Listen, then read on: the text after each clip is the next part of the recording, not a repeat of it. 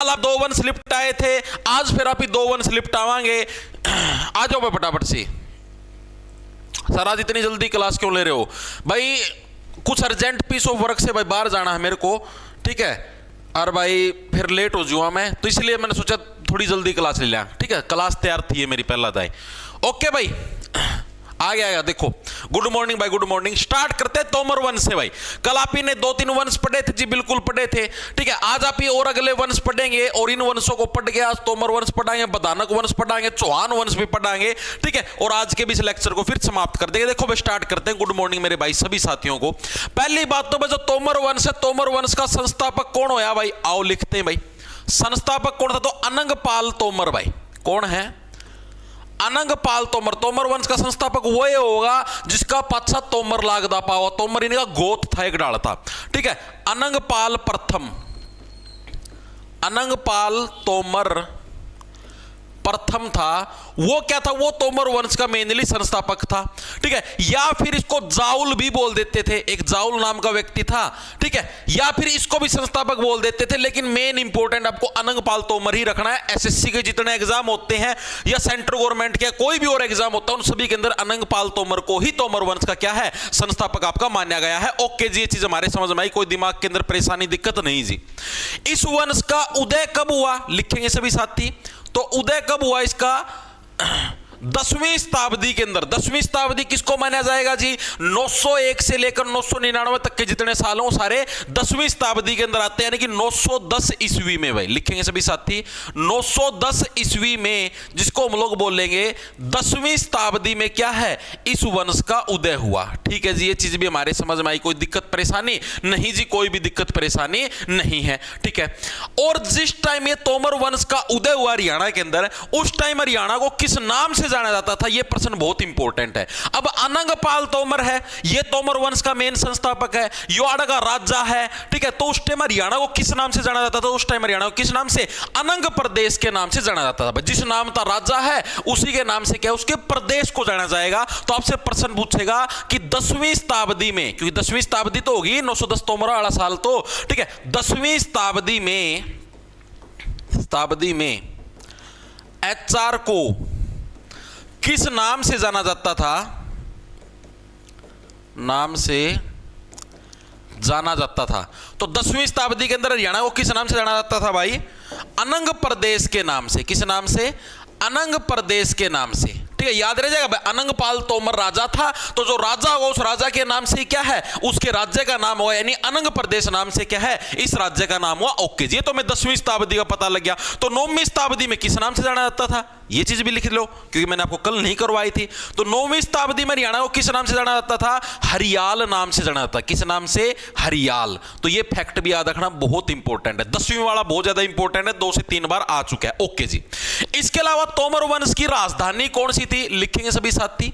इनकी राजधानी कौन सी थी? तो दिल्ली इनकी राजधानी थी, और दिल्ली को उस टाइम दिल्ली का बोलते थे, ठीक है। पुराने समय के अंदर दिल्ली को दिल्ली नहीं बोलते थे, उस टाइम दिल्ली को क्या बोलते थे जी? दिल्ली का बोलते थे, ठीक है। बहुत बढ़िया भाई, शाबाश। क्या बोलते थे?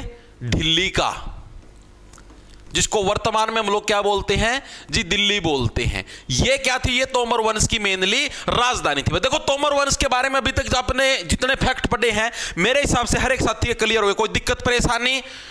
वेरी गुड भाई, शाबाश। सर साउंड में नहीं भाई, साउंड की कोई प्रॉब्लम नहीं, बिल्कुल सही आवाज आने लग रही है, ठीक है। बहुत बढ़िया भाई, बहुत बढ़िया, शाबाश शाबाश। देखो भाई, अब अनंगपाल तोमर है। अनंगपाल तोमर ने बोला मना अपना नाम था, हरियाणा का नाम तो टेक दिया, अनंग प्रदेश टेक दिया। जो मैं मेरा नाम था, एक तो शहर भी बसाना चाहूं, बसा ले भाई, तेरा शासन काल चल रहा है। तो इसने अपने नाम से एक गांव बसाया, जिस गांव का नाम रखा है इसने अनंगपुर गांव, ठीक है। और ये अनंगपुर गांव में कहां पर देखने को मिलता है जी? हरियाणा के फरीदाबाद जिले के अंदर हमें अनंगपुर गांव देखने को मिलता है, वो इसी ने बसाया था। इसके अलावा इसी के नाम पर एक बांध भी बनाया गया, जिसका नाम था अनंगपुर बांध, जिसको ग्रेविटी डैम भी हम लोग बोल देते हैं। वो भी हमारा कहां पर है? फरीदाबाद के अंदर है। लिखेंगे सभी साथी, अनंगपाल ने क्या है? अपने नाम पर एक गांव बसाया भाई, और गांव का नाम इसने क्या रखा वो बताओ? तो इन्हें गांव का नाम क्या रखा? अनंगपुर गांव, ठीक है जी, ये हमें कहां पर देखने को मिलता है जी? फरीदाबाद के अंदर देखने को मिलता है।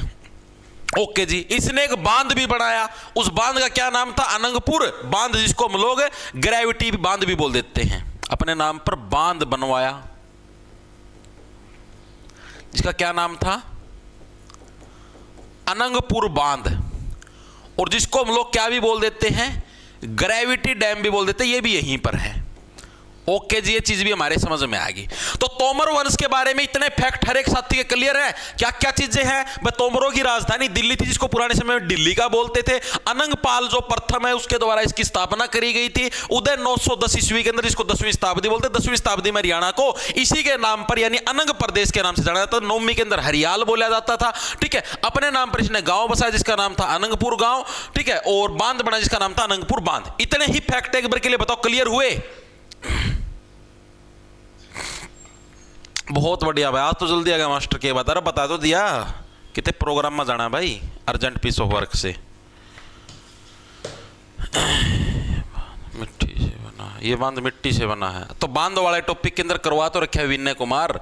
अब यहां पर मैं एक एक चीज की दोबारा एक्सप्लेनेशन दूंगा तो भाई पूरा काम कुकर चल लगा, ये तो बताओ। ठीक है, बहुत बढ़िया भाई, शाबाश। ठीक है, अब आगे चलते हैं। फिर एक अगले शासक आए जिसका नाम था सूरजपाल तोमर। वो भी तोमर जैसे अनंगपाल है, अनंगपाल से क्या आ गया? सूरजपाल आ गया। उसने क्या? उसने सूरजकुंड झील, ये भी कहां पर है? फरीदाबाद के अंदर, जिसको मयूर झील भी हम लोग बोल देते हैं, उसका निर्माण करवाया है। लिखेंगे सभी साथी, तोमर शासक सूरजपाल तोमर द्वारा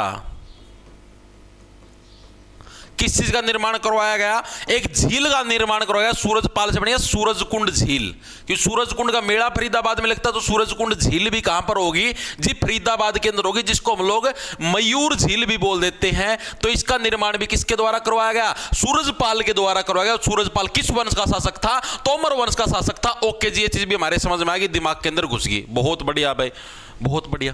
उसके बाद फिर अगला तोमर शासक आता, जिसका नाम था जज्जुक। क्या नाम था? जज्जुक तोमर। ये अगला तोमर शासक आया। इसके भाई 3 पुत्र थे भाई। इसके कितने बेटे थे? इसके 3 पुत्र थे भाई, 3 पुत्र थे। उन तीनों पुत्रों के नाम क्या क्या थे? एक का नाम था पूर्णराज, एक का नाम था देवराज, और तीसरे का क्या नाम था? गोगा था भाई। इन तीनों ने मिलकर क्या करवाया? जो पेहवा है, पेहवा कहां पर है? हरियाणा के कुरुक्षेत्र के अंदर पड़ता, वहां पर क्या भगवान विष्णु के मंदिर का निर्माण करवाया था। लिखेंगे सभी साथी, जज्जुक तोमर के कितने थे? 3 पुत्र थे भाई। क्या क्या नाम मैंने बताए? एक का नाम गोगा था, दूसरे का नाम पूर्णराज था, एक का नाम देवराज था। लिखेंगे सभी साथी, पूर्णराज, देवराज और गोगा। ठीक है, और इन तीनों ने मिलकर क्या किया? पेहवा में, पेहवा कहां पर है जी? कुरुक्षेत्र के अंदर। पेहवा कुरुक्षेत्र में भगवान विष्णु के मंदिर का निर्माण करवाया। का निर्माण करवाया है। ठीक है, किसके द्वारा करवाया गया? ये करवाया गया जी, ये जो बेटे थे जज्जुक तोमर के, इसके इन तीनों बेटों के द्वारा क्या है? इस चीज का निर्माण करवाया गया। ओके जी, ये चीज भी हमारे समझ में आ गई, दिमाग के अंदर घुस गई। ठीक है भाई, डिस्ट्रिक्ट जिक्के भी करा तो या तो पूरी करवा लेने दे मानसू। पहला डिस्ट्रिक्ट के करवाऊंगी ना, छोड़ दूं। कुकर के मानस हो भाई दाम है, शाबाश। ठीक है भाई, आगे चलें। चलो जी, आगे बात है जी। अब एक विलन की एंट्री होती है तोमरों के पास, जिसका नाम था आपके पास गजनवी, महमूद गजनवी हम लोग बोल देते हैं, जिसको मूर्ति भंजक के नाम से भी इतिहास के अंदर जाना जाता है। ठीक है, जिस टाइम तोमरों का शासनकाल चलने लग रहा था, उस टाइम महमूद गजनवी ने हरियाणा पर टोटल 2 बार अटैक करे थे। वैसे तो महमूद गजनवी ने भारत के ऊपर टोटल 17 बार अटैक करे थे। ठीक है, और इसका मेन काम होया करता अपना जो मतलब कि मंदिरों के अंदर जो भगवानों की मूर्ति होती थी, मूर्तियों को तोड़ना, उनको तोड़ के उनके ऊपर जो सोने के आभूषण होते थे उनको लूट के भागता था ये। ठीक है, एक तरीके से लुटेरा था और इसको ये मूर्तियां तोड़ता था, तो इसकी वजह से इसको क्या मूर्ति भंजक भी बोला जाता था। ठीक है, लेकिन हरियाणा में इसने सिर्फ 2 ही बार अटैक करे थे। पूरे ऑल ओवर इंडिया की बात करें, कोई यहाँ गुजरात के ऊपर अटैक करे, कोई यहाँ राजस्थान की तरफ था, तो उड़ता इसने अटैक करे थे, तो वो टोटल कितने थे? 17 बार थे।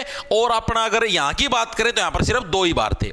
इसकी इतनी पाट्या कर दी, बहुत बुनी डाल। मैं तो एक किस्सा सुनाता हूं कि ये जब भी जैसे युद्ध याद करके वापिस लौटा एक बार, जैसे मतलब ये लूट लाट करके वापिस लौटा था, तो राजस्थान के अंदर जो जाट समुदाय के लोग थे उन्होंने क्या है, इसको रोका और इसको पिटा, धड़ाधड़ धड़ाधड़ धड़ाधड़।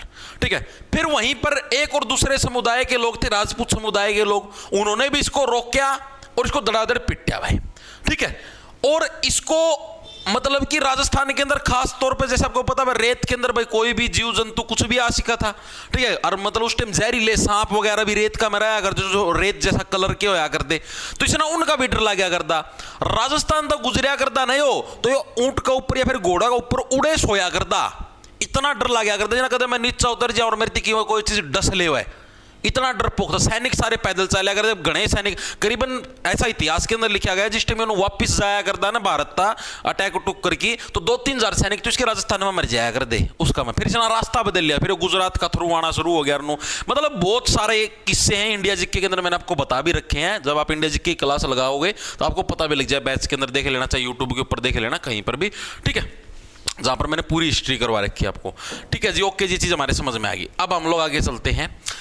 अब क्या हुआ, अब आया महमूद गजनवी, लिखेंगे सभी साथी, महमूद गजनवी। गजनवी इसकी क्या कुछ खास बात थी? इसको मूर्ति भंजक बोला जाता था। इसको बहुत बार पूछा जाता है एग्जाम के अंदर, मूर्ति भंजक बोला जाता था, बोला जाता था। ठीक है जी, इसने एचआर के ऊपर कितनी बार अटैक किया? इसने एचआर के ऊपर यानी हरियाणा के ऊपर 2 बार अटैक किया भाई। और उस टाइम किसका शासनकाल चलने लग रहा था? ड्यूरिंग तोमर वंश का शासनकाल। रिजाइन। ठीक है भाई, जिस टाइम तोमर वंश का शासनकाल चलने लग रहा था उस टाइम कैसे हरियाणा के ऊपर 2 बार अटैक कराया था। किसने कराया था? महमूद गजनवी ने कराया था भाई। ठीक है, और इसको क्या है, मूर्ति भंजक के नाम से जाना जाता था, ये चीज भी याद रखना। ओके जी, अब हम लोग बात करते हैं महमूद गजनवी ने हरियाणा के ऊपर पहली बार अटैक कब कराया भाई? इसने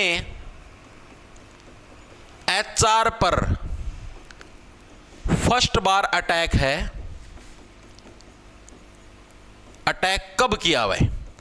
इसने का मतलब महमूद गजनवी ने, तो इसने भाई 1009 ईस्वी के अंदर भाई, 1009 ईस्वी में। इसका मतलब क्या हो गया जी? 11वीं शताब्दी में। ठीक है, आपसे पूछ ले हुआ है कि महमूद गजनवी ने हरियाणा के ऊपर पहली बार अटैक कब कराया? 1009 ईस्वी के अंदर, यानी 11वीं शताब्दी के अंदर इसने पहली बार है हरियाणा के अंदर अटैक कराया। उस टाइम हरियाणा के अंदर किसका शासनकाल चलने लग रहा था? तो एक राजा होया करते, राजा जयपाल तोमर। राजा जयपाल तोमर के शासनकाल के दौरान क्या था? ये अटैक हुआ था भाई, दौरान अटैक। आपसे पूछ लेगा जिस टाइम महमूद गजनवी ने हरियाणा के ऊपर अटैक करा उस टाइम हरियाणा के अंदर किस वंश के राजा का शासनकाल चलने लग रहा था या किस राजा का शासनकाल चलने लग रहा था? तो तोमर वंश के राजा थे, राजा जयपाल तोमर। इनका क्या है, हरियाणा के अंदर शासनकाल चलने लग रहा था। ओके जी, ये चीज हमारे समझ में आ गई भाई। ठीक है, तो नारायणगढ़ कहां पर पड़ता है? अंबाड़ा के अंदर। वहां से क्या है, राजा जयपाल ने ये जो महमूद गजनवी था इसको खदेड़ दिया। बल्लीगढ़ आड़ता हरियाणा का मैं था। ठीक है, लिखेंगे सभी साथी, नारायणगढ़। नारायणगढ़ कहां पर पड़ता है जी? अंबाड़ा के अंदर। से राजा जयपाल ने गजनवी को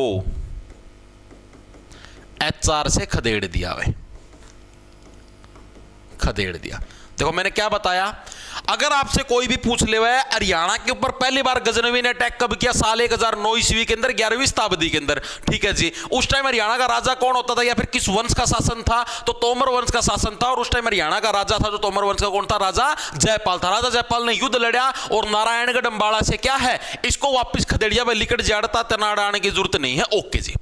फिर क्या था, गजनवी के मानने का था ना, नुबेला दोबारा फिर अटैक करूंगा, जुगर ताम हो एक बार पेपर का मैं अनसक्सेसफुल हो जाए, दोबारा फिर तैयारी करके दोबारा फिर पेपर दे हो, तुझसे डालता। गजनवी बोलिया, बोला कोई बात ना भाई, इब कल तो ना रह दिया जयपाल ले, दूसरी बार नहीं आ पाओगा भाई, इब क्या जमा तकड़ी फौज लेके आऊंगा, तेरी को भी खोद दूंगा। खोद दिए भाई जयपाल ने, बोला अरे चल चल कोई दिक्कत नहीं है। तो इसने क्या है, लिखेंगे सभी साथी, इसने HR पर सेकंड आक्रमण किया, HR पर सेकंड आक्रमण। और यह आक्रमण इसने अब की बार अंबाला की बजाय करा थानेसर के ऊपर, जिसको हम लोग थानेसर पर आक्रमण भी बोल देते हैं, ठीक है। पहला तो कहां पर था, नारायणगढ़ अंबाला के अंदर, दूसरा कहां पर था जी, थानेसर के अंदर। थानेसर का पहला आक्रमण भी बोल सकते हो आप लोग, हरियाणा का दूसरा आक्रमण भी हम इसको बोल सकते हैं। यह कब हुआ जी, यह हुआ साल 1014 ईस्वी के अंदर, यानी 5 साल पाछा दोबारा फिर 5 साल तो तेरी सरकार चला ले, दोबारा इलेक्शन करने में आऊंगा 5 साल पाछा, इस तरीका याद रख लो। यानी 1009 का पाछा 5 साल बाद दोबारा फिर कम बैक होया इसका, 5 साल पाछा मैं दोबारा अटैक करूं, दोबारा तेरी सरकार है, दोबारा इलेक्शन होंगे, दोबारा फिर तख्ता पलट कराए। यानी अगर आपसे पूछ ले हरियाणा के अंदर थानेसर पर पहली बार आक्रमण कब हुआ, थानेसर कहां पर, कुरुक्षेत्र के अंदर, ठीक है। तो 1014 ईस्वी के अंदर या हरियाणा पर सेकंड आक्रमण पूछ लोगे तो वो भी क्या है हमारा 1014 ईस्वी के अंदर, ठीक है जी। इसी आक्रमण के दौरान हरियाणा के थानेसर के अंदर जो चक्कर स्वामी की जो मूर्ति थी, उस मूर्ति को तोड़ने का काम किसने किया था, मैंने बताया जो मूर्ति भंजक था महमूद गजनवी, उसने इस मूर्ति को तोड़ने का काम किया था। ओके जी, लिखेंगे सभी साथी, थानेसर मंदिर में रखी चक्कर स्वामी की मूर्ति को खंडित किया, ठीक है। किसने खंडित किया भाई, तो ये मूर्ति को खंडित करने का काम किया किसने, महमूद गजनवी ने। ये चीज याद रखनी बहुत इंपॉर्टेंट है, किस टाइम खंडित किया, इस टाइम किया। ओके जी। इसके अलावा यहीं पर स्थानेश्वर महादेव मंदिर था भाई, उसको भी इसने नुकसान पहुंचाया भाई, लिखेंगे सभी साथी। इसी आक्रमण के दौरान इसने स्थानेश्वर महादेव मंदिर को भी नुकसान पहुंचाया, देव मंदिर को भी नुकसान पहुंचाया, ठीक है। ये चीजें किसने करी हैं, ये सारी चीजें गजनवी की करोड़ी हैं। ओके जी, ये चीज भी हमारे समझ में आएगी, दिमाग के अंदर कोई दिक्कत परेशानी नहीं जी। इतनी चीजें समझ में आई, बताओ एक बार के लिए सभी साथी, फिर आगे चलते हैं। राम राम लखदर, राम राम भाई, राम राम। बहुत बढ़िया भाई, बहुत बढ़िया, ठीक है भाई। और जिस टाइम ये गजनवी दूसरी बार हरियाणा के अंदर अटैक किया इसने, जब ये थानेसर के ऊपर इसने जब अटैक किया, तो इसके साथ एक व्यक्ति भी आया था जिसको इतिहासकार भी बोल देते हैं, जिसका नाम था अलबरूनी। आप लोगों ने नाम सुना होगा मल्टीपल टाइम। अलबरूनी की रचना का नाम बताओ, Kitabul Hind, multiple time India GK के अंदर पढ़ा हुआ, हर बार एग्जाम का प्रश्न आया है। तो अलबरूनी किसका गेल आया था, इसका गेल गजनवी का गेल, गजनवी का गेल हो लिया। गजनवी आ रहा है, तू क्या करेगा डाकी, मैं उड़ा अटैक करने जाऊं हूं, इतिहास को लिखवाना जाना। नो बोला जी आप टेंशन ना लो, मैं नहरा चल लूंगा, आपका पैरेलल जो भी युद्ध का मैं होगा सारी चीजें मैं इसका मैं लिख के दे दूंगा। नो बोला चल कोई बात नहीं, गजनवी का भी चाव आया करता। नो बोला इतिहास में छप जावांगे, कोई ना कोई बुक का भविष्य में प्रचलित होगी, अपनी वीर गाथा गाई जाएगी, चलन दे भाई, ठीक है। तो लिखेंगे सभी साथी, अलबरूनी नामक इतिहासकार इसी के साथ आया था। किसके साथ आया था, जो यो के नाम था गजनवी था, गजनवी के साथ ही क्या अलबरूनी नामक इतिहासकार है, हरियाणा के अंदर आया था, या फिर आप उसको बोल सकते हो कि भारत के अंदर आया था एक तरीके से, थानेसर के अंदर ही, ठीक है। ओके जी। इस अलबरूनी की प्रसिद्ध पुस्तक का क्या नाम है, तो मैंने अभी बताया क्या था, किताब उल हिंद। लिखेंगे सभी साथी, बहुत इंपॉर्टेंट है, इंडिया जीके के अंदर भी बहुत बार पूछी जाती है। किताब उल हिंद, ये किसकी पुस्तक का नाम है, तो ये पुस्तक का नाम है जी, ये पुस्तक है किसकी? अल-बरूनी की। और इस पुस्तक के अंदर इसने किसका वर्णन किया है? तो इस पुस्तक के अंदर इसने एक तो कुरुक्षेत्र का जो ब्रह्म सरोवर है उसका, दूसरा थानेसर का इसने वर्णन किया है। ठीक है जी। तीसरी चीज इसने कैथल का वर्णन भी किया है। लिखेंगे सभी साथी, किताब हुल हिंद के अंदर इसने किस किस का वर्णन किया है? एक तो कुरुक्षेत्र के ब्रह्म सरोवर का, कुरुक्षेत्र ब्रह्म सरोवर का वर्णन किया है। एक थानेसर का वर्णन किया है। तीसरा कैथल का वर्णन किया भाई, कैथल का वर्णन किया। इन तीन चीजों का क्या इसने अपनी पुस्तक है किताब उल हिंद है उसके अंदर इसने इन तीनों चीजों का वर्णन किया है। तो ये चीज सभी साथियों के समझ में आई। मैंने क्या क्या बताया? जो गजनवी था, गजनवी ने हरियाणा के ऊपर 2 बार अटैक करे, एक बार 1009 के अंदर, एक बार 1014 के अंदर। 1009 के अंदर राजा जयपाल ने इसको खदेड़ दिया था नारायणगढ़ अंबाला से। दूसरी बार इसने अटैक करा थानेसर के ऊपर, अटैक करा। थानेसर का पहला आक्रमण था 1014 के अंदर। उस टाइम इसने थानेसर के अंदर चक्कर स्वामी की मूर्ति तोड़ दी, स्थानेश्वर महादेव मंदिर को भी इसने नुकसान पहुंचाने का काम किया। तो ये सारे के सारे काम इसने किए थे। ओके जी, ये चीज भी हमारे समझ में आ गई। और इसी युद्ध के दौरान क्या है, जो आपका क्या नाम था वो राजा जयपाल था, राजा जयपाल भी इस युद्ध के अंदर हार गया था। लिख लो भाई, राजा जयपाल की हार हुई इस युद्ध के अंदर। राजा जयपाल की हार हुई और मौत के घाट उतार दिया गया भाई। ठीक है, मौत के घाट राजा जयपाल को उतार दिया गया।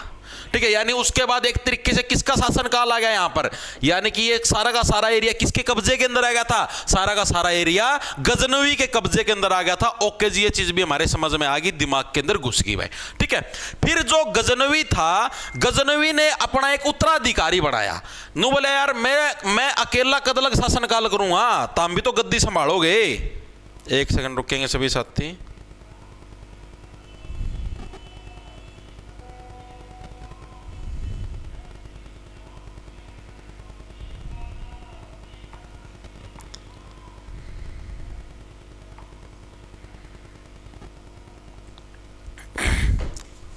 ओके भाई, सर एक बात पूछनी है आपसे।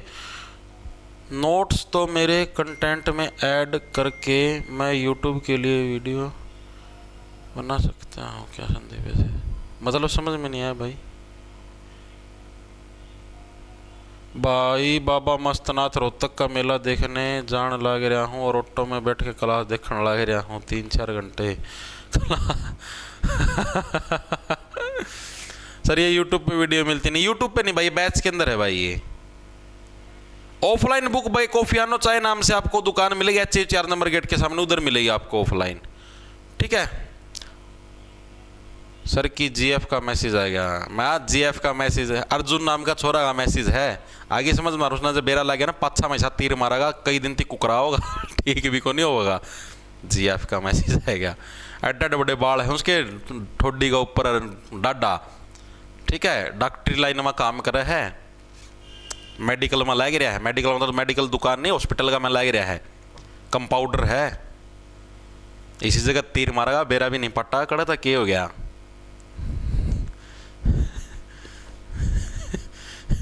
जीएफ का चला भाई आगे भाई। तो ये देखो भाई, महमूद गजनवी कद लग शासनकाल करेगा। एक अलावा तो सारी उम्र शासनकाल को नहीं होगा भाई, कोई ना कोई उत्तराधिकारी भी बनेगा जी, बिल्कुल बनेगा। तो गजनवी का उत्तराधिकारी है वो कौन बना? वो बना जी मसूद। लिखेंगे सभी साथी, महमूद जो गजनवी था, गजनवी का उत्तराधिकारी कौन बना भाई? उत्तराधिकारी वो बना जी मसूद।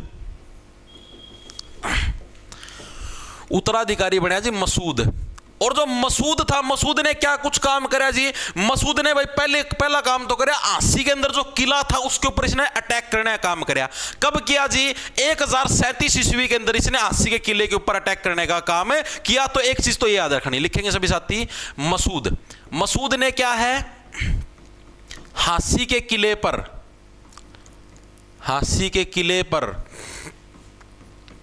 1037 ईस्वी में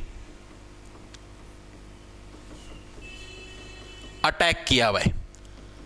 ठीक है। 80 के किले के ऊपर 1037 ईस्वी के अंदर किसने अटैक किया था? तो मसूद ने किया था। और मसूद कौन था? मसूद था जी गजनवी का उत्तराधिकारी। ओके जी, यह चीज भी हमारे समझ में आ गई। और इसने जो 80 के किले के ऊपर अटैक किया, इसी को हम लोग 80 का युद्ध भी बोल देते हैं। इसको क्या बोल देते हैं? 80 का युद्ध भी बोल देते। तो अगर आपसे कोई प्रश्न पूछ ले 80 का युद्ध कब हुआ, तो साल 1037 ईस्वी के अंदर क्या है? 80 का युद्ध हुआ था। बहुत इंपॉर्टेंट है। ओके जी। और ये किस किस के बीच में, यानी उस टाइम 80 का शासक कौन था? तो पहली बात तो मसूद, जो कि अटैक करने वाला था गजनवी की तरफ से। ओके जी। 80 के अंदर उस टाइम किसका शासनकाल चलने लग रहा था? कुमारपाल देव का चलने लग रहा था। तो कुमारपाल देव भी कौन था? ये भी तोमर वंश का ही था। ठीक है। उस टाइम ना और एरिया पर तो कब्जा कर लिया, ये रह रहा था। कुमारपाल देव ये भी किस वंश से था? तोमर वंश का ही शासक था भाई, तोमर वंश से। ठीक है। तो इसका ये आपका शासनकाल चलने लग रहा था। और इसके अंदर विनर कौन बनया? मसूद है इस युद्ध का विनर बनया भाई। इस युद्ध को इसने जीतने का काम किया मसूद ने।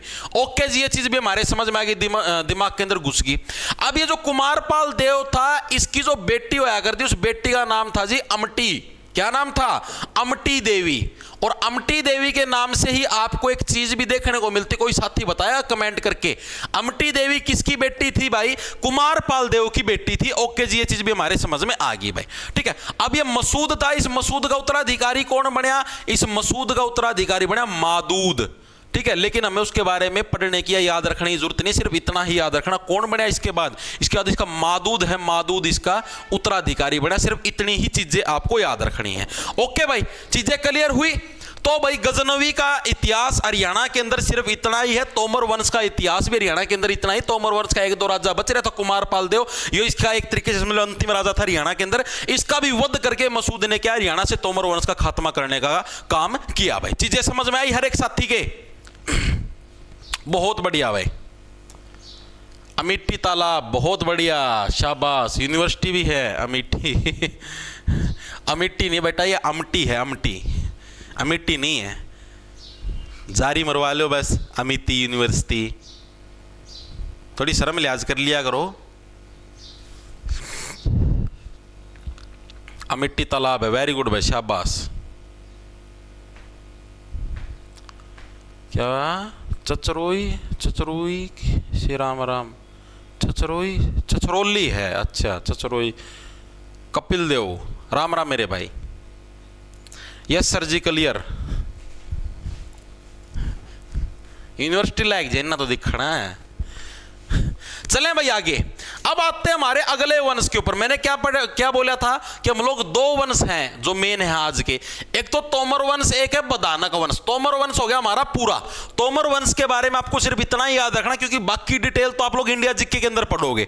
ठीक है। यहां पर जो है, यहां पर अपने को सिर्फ हरियाणा से जो तोमर वंश का रिलेशन था, सिर्फ अपने को उसी के बारे में पढ़ना था, वो आपने पढ़ दिया पूरा। ठीक है। अब हम लोग देखते हैं अगले वंश के ऊपर, जिसका नाम है हमारे पास बदानक वंश। सेकंड वंश कौन सा था हमारे पास? बदानक वंश। बदानक के बारे में इतना कुछ खास नहीं पढ़ना, इसके बारे में सिर्फ इतना ही पढ़ना। पहली बात तो ना ही इतना ज्यादा फेमस वंश था ना कुछ और, सिर्फ इतना पूछता भाई इस वंश का शासनकाल हरियाणा के अंदर कहां पर था? तो मेनली जो दक्षिण हरियाणा है, रेवाड़ी हो गया, महेंद्रगढ़ हो गया, इस एरिया के अंदर बदानक वंश से इसका मेनली शासनकाल चलने लग रहा था। ठीक है। साथ में जो राजस्थान का एरिया है उड़ा था। ओके। जिनकी राजधानी कौन सी थी? तो भाई बाड़ावास गांव था रेवाड़ी के अंदर, वो इन्होंने अपनी राजधानी बना रखी थी। और इनकी शक्ति का अंत किसके द्वारा कराएगा? बाद में चौहान वंश आ गया, तो पृथ्वीराज चौहान के द्वारा क्या है इनका अंत। बस इतना ही याद रखना है। बदानक वंश लिखेंगे सभी साथी, तो इनका विस्तार था वो कहां पर फैला हुआ था? विस्तार लिखेंगे सभी साथी, तो इनका विस्तार था दक्षिण हरियाणा के अंदर भाई, दक्षिण एचआर में। और दक्षिण हरियाणा के अंदर भी मेनली कहां पर? तो रेवाड़ी और महेंद्रगढ़ में भाई, रेवाड़ी प्लस महेंद्रगढ़ में भाई, यहां पर मेनली दक्षिण हरियाणा के अंदर इनका शासनकाल है। प्लस दूसरा राजस्थान के अंदर भाई, राजस्थान में हमारी भी बेहद जमीनात आती हैं, और तुम्हारी हैसियत के जमींदार अक्सर हमारी हवेली पर हमें सलाम ठोकने आते हैं। ठीक है भाई। और बदानक वंश है, और इसके बारे में क्या है? इनकी राजधानी याद रखनी है। राजधानी, इनकी राजधानी कौन सी थी? राजधानी थी जी बदानक गांव, बदानक गांव। और ये बदानक गांव हमें कहां पर देखने को मिलता है? रेवाड़ी के अंदर में बदानक गांव देखने को मिलता है। और यही क्या थी? यही बदानक वंश की राजधानी थी। ठीक है। फिर बदानक वंश का अंत कैसे हुआ जी? तो अंत कराया जी चौहान शासकों ने। इनका अंत कैसे हुआ? तो अंत हुआ जी चौहान शासकों के द्वारा 1182 में भाई, चौहान शासकों द्वारा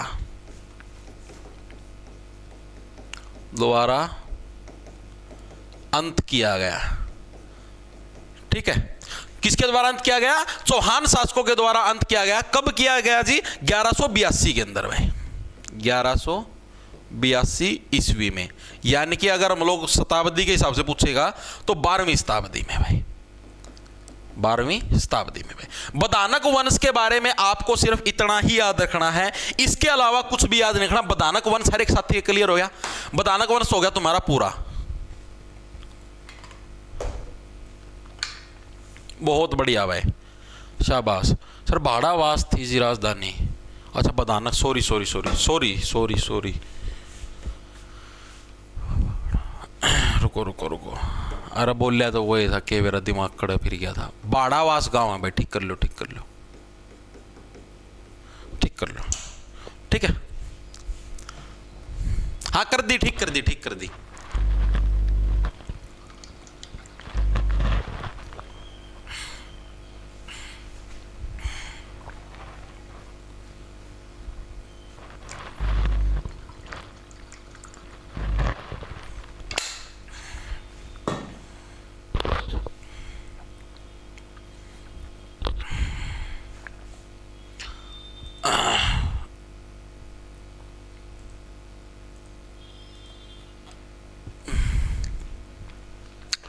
चलें भाई। सर पटौदी के नवाब के महल से राम राम, बहुत बढ़िया, कड़ गई रे कलम यारी। आगे चलें, अब आते हैं हमारे अगले वंश के ऊपर जिसका नाम होगा जी चौहान वंश। बदानक वंश के बारे में सिर्फ आपको इतनी ही चीजें याद रखनी, इससे अलावा कुछ भी बदानक के बारे में नहीं पूछता। ठीक है, अब आते हैं अगले वंश के ऊपर जिसका नाम होगा जी चौहान वंश भाई। आओ, पृथ्वीराज चौहान नाम सुना हुआ आप लोगों ने? जी बिल्कुल सुना है जी। ठीक है जी, और चौहानों का तो हरियाणा से बहुत खास संबंध है। ठीक है, तो लिखेंगे पहली चीज तो हरियाणा के अंदर चौहान वंश का उदय कब हुआ? तो हम लोगों ने देखा कि 12वीं शताब्दी के अंदर क्या हरियाणा के अंदर चौहान वंश का उदय हुआ 1182 के अंदर। लिखेंगे सभी साथी, HR में चौहान वंश का उदय कब हुआ भाई? तो हरियाणा के अंदर चौहान वंश का उदय पूछ लेगा तो कब हुआ जी? ये हुआ जी 12वीं शताब्दी के अंदर। 12वीं शताब्दी में क्या है, हरियाणा के अंदर चौहान वंश का उदय हुआ। अगर कोई आपसे पूछ ले तो इजीली बता दोगे? जी हाँ इजीली बता दे, कोई दिक्कत परेशानी नहीं जी। उसके बाद 2 साल हैं, एक तो है जी 1139 ईस्वी है, तो यह भी 12वीं शताब्दी। ठीक है जी, और जो दूसरा साल है वो है जी 1151 ईस्वी। जो प्रीवियस ईयर के अंदर पूछा गया था, तो ये पूछा गया था कि जी 1139 ईस्वी के अंदर हरियाणा के अंदर किस चौहान वंश का शासनकाल चलने लग रहा था? तो अरुणराज चौहान। लिखेंगे सभी साथी, अरुणराज चौहान का HR पर कब्जा था, हरियाणा पर कब्जा था। कब था जी? 1139 ईस्वी के अंदर हरियाणा के ऊपर किसका कब्जा था? अरुणराज चौहान का कब्जा था। ओके जी, ये चीज हमारे समझ में आई, कोई दिक्कत परेशानी नहीं जी। ठीक है, उसके बाद 1151 के अंदर पूछ रहे तो विग्रह राज चौहान। ठीक है, विग्रह राज चौहान नाम का राजा था, उसका क्या था? उसका हरियाणा के ऊपर कब्जा था। ठीक है, लिखेंगे सभी साथी, विग्रह राज चौहान चतुर्थ का क्या था? HR पर कब्जा था भाई। ठीक है जी, दोनों क्लियर हुए। तो ये 2 साल पूछे गए प्रीवियस ईयर के अंदर कि 1139 ईस्वी के अंदर हरियाणा के ऊपर किस चौहान वंश के राजा का कब्जा था? तो अरुणराज चौहान। और 1151 पूछ रहा तो विग्रह राज चौहान चतुर्थ का क्या था? हरियाणा के ऊपर कब्जा था। तो ये कब्जे याद रखने दोनों के, बहुत इंपॉर्टेंट। ओके जी, अगर मैं अब बात करूं कि चौहान वंश का सबसे पावरफुल शासक कौन सा था, तो पृथ्वीराज चौहान तृतीय, सभी को पता है, जिसके साथ तराइन के 2 युद्ध लड़े गए थे। ओके जी, लिखेंगे सभी साथी, चौहान वंश का, इसको चाहमान वंश भी बोल देते हैं। ठीक है, लिख लो, कभी मैं मतलब लिखवाना भूल जाऊं, बस चाहमान वंश भी बोल देते हैं। ठीक है, चौहान को कदे तांबी पेपर में चाहमान लिखा जाए तो कंफ्यूज हो जाए किया गया। तो चौहान वंश का सबसे जो पावरफुल शासक था, शासक वो कौन था भाई? तो चौहान वंश का सबसे पावरफुल शासक था जी पृथ्वीराज चौहान तृतीय। चौहान तृतीय ये क्या था? ये था जी चौहान वंश का सबसे पावरफुल शासक, जिसके मतलब जो अपने टाइम के ऊपर, जिसने पूरे हरियाणा के ऊपर लगभग कब्जा कर रखा था। ठीक है जी। इसका एक दरबारी कवि होता था जिसका नाम था चंदबरदाई। लिखेंगे सभी साथी। इसका एक दरबारी कवि था जिसका नाम था चंदबरदाई, और इसने एक रचना भी लिखी थी, सभी को पता भी होगा पृथ्वीराज जी के ऊपर। चंदबरदाई, इसका नाम था पृथ्वीराज रासो। इनके द्वारा क्या है, एक रचना लिखी गई थी, और उस रचना का क्या नाम था? पृथ्वीराज रासो। तो आपसे पूछा जाए पृथ्वीराज रासो की रचना किसके द्वारा करी गई? तो चंदबरदाई के द्वारा क्या पृथ्वीराज रासो की रचना करी गई थी। और चंदबरदाई था कौन? तो ये भाई इनका दरबारी कवि था, और इसी के द्वारा क्या है, इसकी रचना आपकी करी गई थी। ओके जी। और ये चंदबरदाई था, ये कहां पर रहता था? तो हरियाणा के आसी में रहता था भाई, आसी में रहता था उस टाइम, पुराने टाइम के हिसाब से।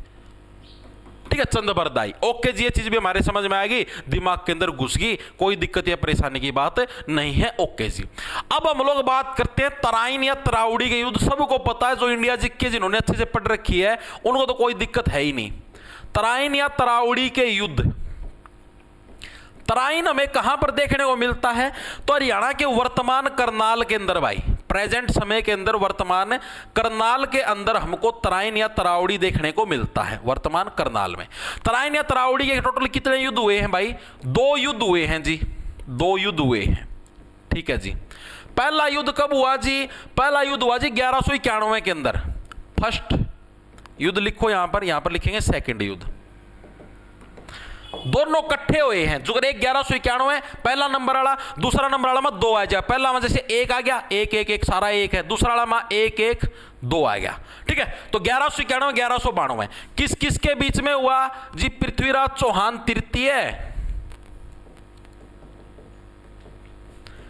तृतीय वर्सेस मोहम्मद गोरी। मोहम्मद गोरी, इन दोनों के बीच में हुआ। ये भी सेम क्या है, इन्हीं दोनों के बीच में था। डायरेक्ट लिख दूं चौहान वर्सेस गोरी। ठीक है, दोनों बार पूरा पूरा लिखने की जरूरत नहीं है। ओके जी। पहले युद्ध के अंदर अपना जना विनर होया, यानी पृथ्वीराज चौहान क्या है, फर्स्ट युद्ध के अंदर विनर रहे। तराइन के पहले युद्ध के अंदर, इसको तराउड़ी भी बोल देते हैं एग्जाम के अंदर, वर्तमान करनाल के अंदर है। इसके अंदर क्या पृथ्वीराज चौहान विनर रहे। ओके जी। और इसके अंदर पृथ्वीराज चौहान का साथ किसने दिया? उस टाइम इन्होंने आसी का एक गवर्नर बना रखा था, आसी के गवर्नर। ठीक है, उस टाइम आसी का गवर्नर कौन था? तो उस टाइम आसी का गवर्नर होया करता गोविंद राय। उन्होंने क्या इनका साथ दिया था? आसी के गवर्नर, पूछा जा सकता है, ये HCS के अंदर पूछा गया था। गोविंद राय ने साथ दिया भाई। ठीक है, कि तराइन के पहले युद्ध के अंदर हरियाणा से आसी के किस गवर्नर ने पृथ्वीराज चौहान का साथ दिया था? तो गोविंद राय ने साथ दिया था, और इसके अंदर पृथ्वीराज चौहान क्या था, विनर रहा था। यह प्रश्न पूछा जा चुका है HCS के अंदर, HCS प्रीलिम्स 2022 के अंदर यह प्रश्न पूछा था। ठीक है, ओके, ठीक है जी। दूसरा जो युद्ध होया, इसके अंदर जो विनर रहा वो रहा जी गोरी। दूसरे युद्ध के अंदर इसने धोखे से चौहान और को हरा दिया, इनके टेंट टूंट जला दिए, सुत्या के ऊपर अटैक कर दिया था इसने, नियमों के खिलाफ जाके, यानी एक तरीके से धोखे से चौहान जी को पकड़ा था। ठीक है जी, ये चीज हमारे समझ में आ गई। और इस युद्ध के अंदर जो मोहम्मद गोरी का साथ दिया था, वो दिया था जयचंद ने। जयचंद अपना मतलब भारतीय राजा था, जयचंद ने इसका साथ दिया। ठीक है, तो इसलिए आपने सुना होगा जयचंद के ऊपर बहुत सारे मुहावरे भी बन रहे हैं, क्योंकि जयचंद था गद्दार। सुना अपने देश में जयचंदों की कोई कमी नहीं है। जयचंदों का मतलब था गद्दार, जो यानी दुश्मन देश का साथ दें। तो उसी टाइप से ये जो जयचंद था, ये था तो चौहान और गघेल, लेकिन इसने क्या गोरी का साथ दिया, तो इसीलिए इसके ऊपर कहावतें बन गई। तो जयचंद ने क्या था, गोरी का साथ दिया था। और इसी युद्ध के अंदर जो एक गोविंद राय है, गोविंद राय की मृत्यु हो गई थी भाई। ठीक है, गोविंद राय की मृत्यु हुई इसी युद्ध के अंदर, पृथ्वीराज चौहान की तरफ से भाई मृत्यु हुई। ठीक है, ये आसी का गवर्नर था। चीजें समझ में आई या नहीं आई, दिमाग के अंदर घुसी या नहीं घुसी, एक बार के लिए सभी साथी बताओ भाई। ठीक है, और इसी युद्ध के बाद जो तराइन का दूसरा युद्ध था, इसी युद्ध के बाद आसी मतलब पूरे हरियाणा के अंदर क्या है, फिर भारत के अंदर मेनली क्या है, पहली बार क्या मुस्लिम राज आया, यानी मुस्लिम जो सल्तनत है उसका पहली बार उसकी सत्ता आई। लिखेंगे सभी साथी, इधर ही लिखवा दूं। इसी युद्ध के बाद, युद्ध के बाद एचआर में क्या आई? मुस्लिम सत्ता आई, सत्ता आई। इतनी चीजें क्लियर हुई भाई चौहान वंश से रिलेटेड? एक बार के लिए सभी साथी कमेंट करके बताएं, कमेंट करके बताएं ये चीजें समझ में आई या नहीं आई, फिर आगे चलते हैं। और भाई मास्टर क्या हाल है?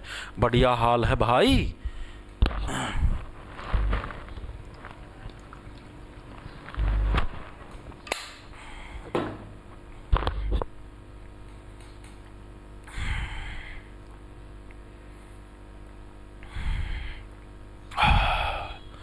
बहुत बढ़िया भाई, very good very good. Ever के लिए मेरे को ये बताओ, जिस गहराई से आप ही करने लग रहे हैं, गहराई सही होगी ना? मतलब डीपनेस इतनी ठीक है ना? इससे ज्यादा डीप करवाने की तो जरूरत नहीं है मेरे हिसाब से, तो काफी गहराई है इसके अंदर। Okay sir, okay sir. आज नोटिफिकेशन नहीं आता क्लास लगाने का, क्यों? आया था भाई नोटिफिकेशन, मेरे पास आ रहा।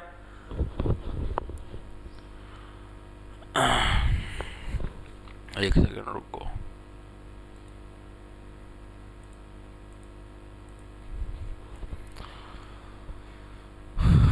ठीक है, ओके भाई, बहुत बढ़िया। Adil good morning, good morning मेरे भाई, गुड मॉर्निंग। कई दिनों से क्या है? कई दिनों में शक्ल देखी है सर आपकी। अच्छा रहा है, इतनी माड़ी बात है? कोई बात ना भाई, कोई बात ना। एक बार पेपर में पेपर दे ले, पेपर में झटका मशीन चल रही, फिर रोज देखा शक्ल। ठीक है, चले आगे। बहुत बढ़िया भाई, शाबाश भाई। ठीक है, तो अब पृथ्वीराज चौहान का जिस टाइम हरियाणा के अंदर शासन होया करता, तो पृथ्वीराज चौहान ने हरियाणा के अंदर किले भी बनवाए पाओगे भाई। जिस टाइम पृथ्वीराज चौहान का हरियाणा के अंदर शासन था तो उसने कुछ किले भी बनवाए होंगे। तो पृथ्वीराज चौहान के द्वारा, लिखेंगे सभी साथी, पृथ्वीराज चौहान द्वारा एचआर में बनाए गए किले, एचआर में जो बनवाए गए किले हैं उनके नाम बताओ भाई। बनवाए गए जो किले हैं, तो पृथ्वीराज चौहान के द्वारा हरियाणा के अंदर भाई मेनली 3 किले बनवाए गए थे भाई। टोटल कितने? 3 किले बनवाए गए थे। उन किलों के नाम बताओ जी। तो उन किलों के अंदर जो पहला किला है उसका नाम है जी गोहाना का किला। ठीक है, कौन सा किला है जी? गोहाना का किला। गोहाना कहां पर पड़ता है जी? सोनीपत के अंदर पड़ता है जी। ठीक है जी, ये चीज हमारे समझ में आ गई। जो दूसरा किला हमको देखने को मिलता है उस किले का नाम है जी तरावड़ी का किला। तरावड़ी कहां पर है जी? करनाल के अंदर, जिसको तराइन बोल देते हैं, तरावड़ी का किला। और तीसरा किला हमको देखने को मिलता है जी झांसी का किला।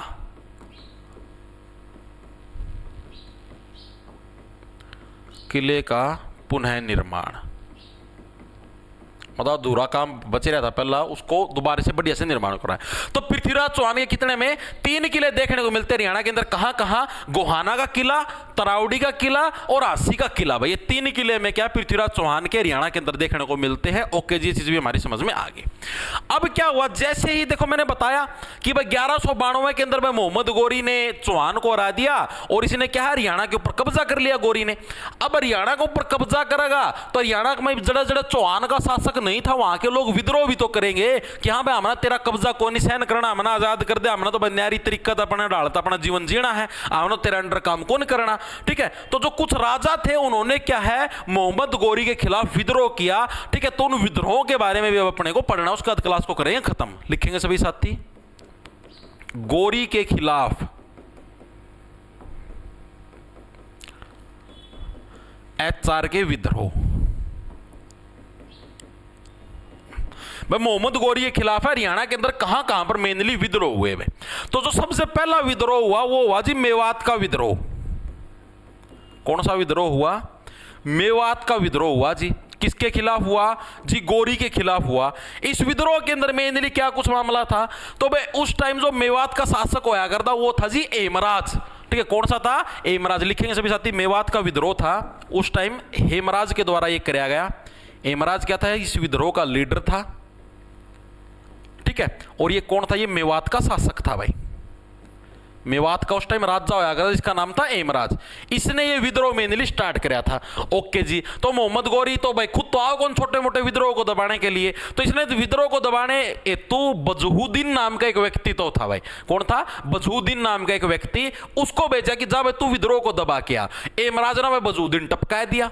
फिर गोरी ने बोले यार नो तो बात को नहीं बनी, गोरी ने बोले कुतुबुद्दीन ऐबक तू तो मेरा खास कुत्ता है, तू जा, ठीक है, तू स्थिति लिपटाया किया। तो कुतुबुद्दीन ऐबक है, कुतुबुद्दीन ऐबक ने यमराज को लिपटा दिया। तो यानी वहां का विद्रोह क्या था, दब गया था। लिखेंगे सभी साथी मेवात के विद्रोह के दौरान क्या हुआ। इस विद्रोह को दबाने हेतु जो गोरी था, गोरी ने पहले किसको भेजा, बजहुद्दीन को। फर्स्ट टाइम बजहुद्दीन को विद्रोह दबाने के लिए भेजा,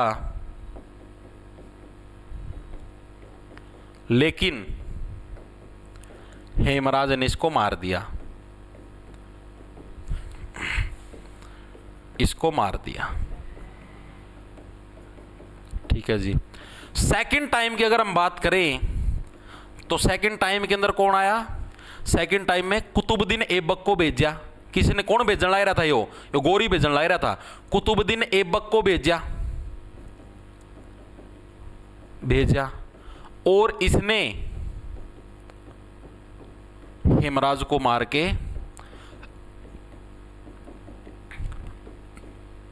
के विद्रोह समाप्त किया। ठीक है भाई, तो मेवात का विद्रोह समझ में आया। मेवात का विद्रोह किसने किया था भाई, एमराज के द्वारा कराया था। किसके खिलाफ हुआ था, गोरी के खिलाफ हुआ था। ठीक है, पहली बारी में बजहुद्दीन को भेजा गया था विद्रोह को दबाने के लिए। बजहुद्दीन का बस की बात नहीं बनी, ठीक है, एमराज ने बजहुद्दीन तक टपका दिया। फिर इसने भेजा कुतुबुद्दीन ऐबक लग, कुतुबुद्दीन ऐबक ना फिर क्या है, बजहुद्दीन लग टपका दिया। विद्रोह क्लियर होया हर एक साथी के, हाजी हो गया। उसके बाद फिर आता, फिर रेवाड़ी के अंदर विद्रोह हो गया भाई। विद्रोह तो होना है, जब किसी का शासनकाल चलेगा तो हर एक व्यक्ति, इंसान की प्रवृत्ति होती है आजाद रहने की। दूसरा होता है हमारे पास रेवाड़ी का विद्रोह। रेवाड़ी का विद्रोह भाई, रेवाड़ी का विद्रोह क्या बोलता है भाई, रेवाड़ी का विद्रोह उस टाइम रेवाड़ी का शासक कौन होता, तेजपाल नाम का एक व्यक्ति था जो कि उस टाइम कहता रेवाड़ी का शासक था। लिखेंगे सभी साथी तेजपाल। तेजपाल क्या था, इस विद्रोह का लीडर था और तेजपाल ही क्या था उस टाइम, रेवाड़ी का शासक था भाई, रेवाड़ी का शासक था भाई। ओके जी, ये चीज भी हमारे समझ में आ गई। अब इस तेजपाल के खिलाफ यहां पर क्या कुछ हुआ भाई, तो यहां पर भी सेम वो है।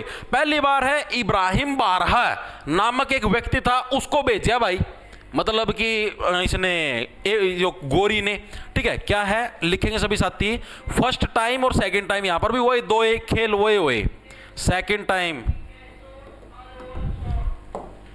लिखेंगे सभी साथी। पहली बार में क्या है, इब्राहिम, कॉटन के सूट ले लो रे छोरियों, आ जाओ, कॉटन के सूट बेचने आ रहा है, कॉटन के सूट ले लो, पैंट ले लो,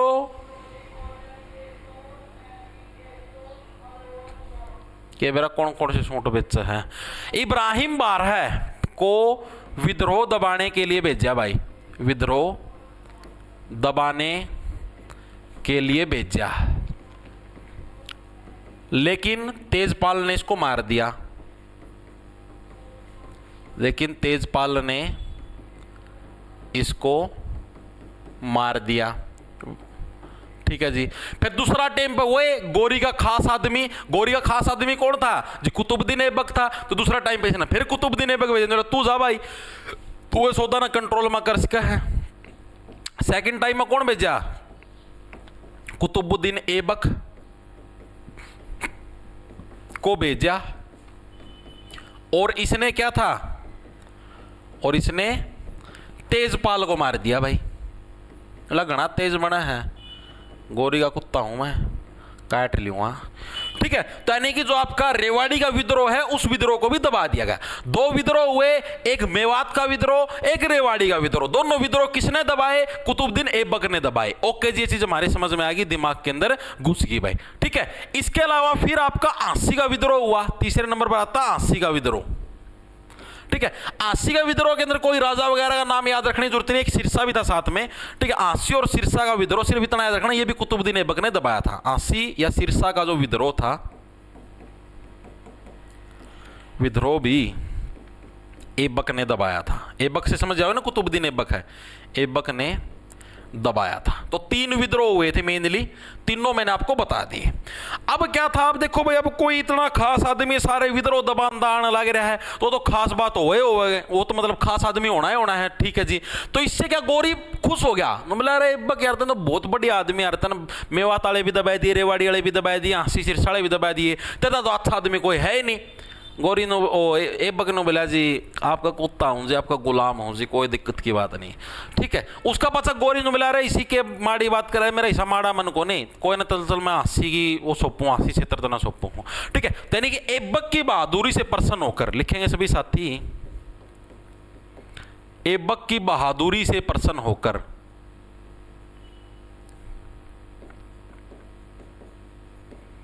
बहादुरी से प्रसन्न होकर गोरी ने इसको हाँसी क्षेत्र सौंप दिया। गोरी ने बोला तू संभाला हाँसी लग, आड़े जो भी पैसा आवे सारा शासन आड़े तेरा चल लगा, ठीक है। तो किसने सौंपा, गोरी ने क्या है ऐबक को हाँसी क्षेत्र सौंप दिया। और इसके बाद हाँसी क्या है, भारत का पहला इक्ता बना, ठीक है। इक्ता बोलते थे उस टाइम क्षेत्रों को, ठीक है। तो हाँसी क्या है, भारत का पहला इक्ता बना, और इसका पहला इक्तेदार कौन बना, गोरी बना भाई, ओ सॉरी गोरी के ऐबक बना, ठीक है। लिखेंगे सभी साथी, भारत का फर्स्ट इक्ता, not only Haryana it's India, ठीक है। कौन बना, हाँसी, हाँसी पहला इक्ता बना, ठीक है। और भारत का फर्स्ट इक्तेदार पूछ ले हुए, तो इक्तेदार कौन बना, ऐबक बना, कुतुबुद्दीन ऐबक, ठीक है जी।